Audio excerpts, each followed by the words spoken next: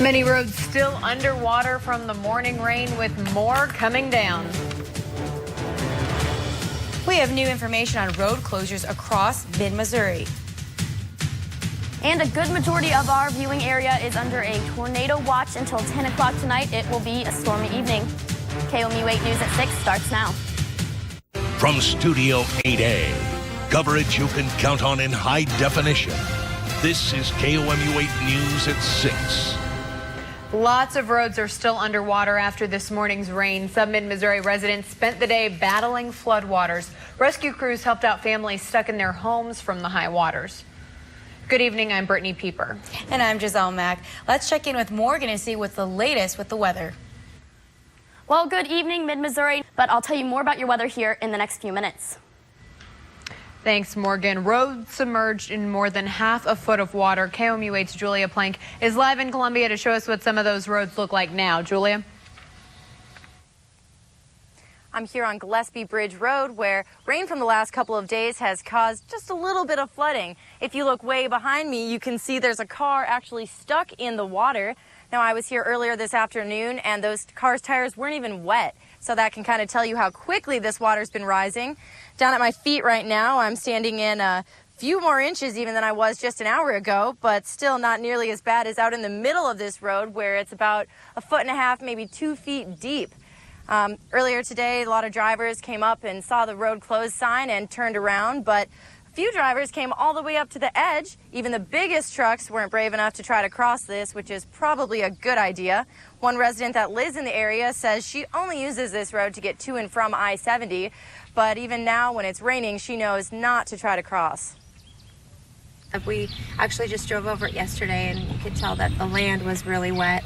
And I remember thinking, if we get one good rain, it's gonna be gone. So now the weather here is continuing to rain, and the water has even pushed back a few inches since I've been talking here the last minute. Now just be careful with your driving and be sure not to try to cross roads that look like this. Reporting live from Columbia, Julia Plant, KOMU 8 News. Firefighters rescued an Ashland family today after floodwaters surrounded their home. Boone County Fire Protection District water patrols had to travel about a half a mile from the road to get to the two homeowners and their dogs. Officials say the water is 10 feet deep in some areas. That family says they tried several ways to get out but couldn't make it past the waters, which made for a pretty frightening experience. Just panicky because, when you're surrounded in water, we had a canoe, but that wasn't going to work, so it was scary. I'm shaking. Jesse, her husband Shannon, and their two dogs, General and Gizmo, plan to stay with a friend until they can get back into their house. They think they'll be able to return by Saturday. Jefferson City officials say the Missouri River reached a height of 26 feet today. That's the 39th highest crest in history. The river is expected to continue to rise until Sunday at 6 p.m. when officials expect it to reach 30 feet. Jefferson City's city administrator says most buildings were cleared out of the flooding zone years ago, so residents shouldn't worry. But some residents are shocked by just how high the river is. I've never seen it like this.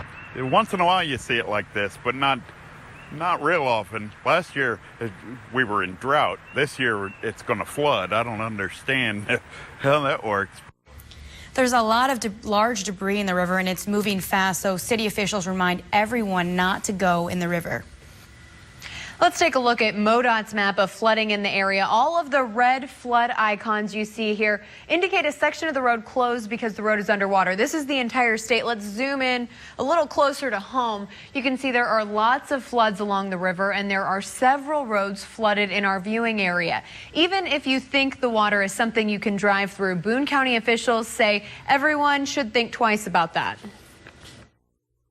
Maybe there's large branches or large tree trunks, debris in that roadway. And so people's best bet is to turn around, don't drown, find an alternate route. You've been sending in your flood photos all day, so let's take a look at a few of them on our Facebook page. This is E50 Highway in Sedalia. You can see lots of water in the roadway there. This is a trail at Twin Lakes, and right next to the Chapel Hill Road, it is completely underwater all the way up to the street sign. This road leads to a viewer's house on Quantrells Pass in Columbia.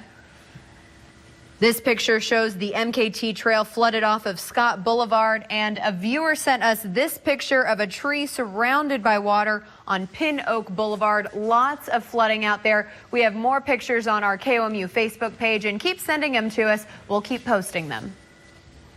The Columbia City Council voted unanimously to make taxi stands permanent in February 2012. There are 5 stands in Columbia. KOMU8's Drew Brackett shows us if the taxi stands are doing their job.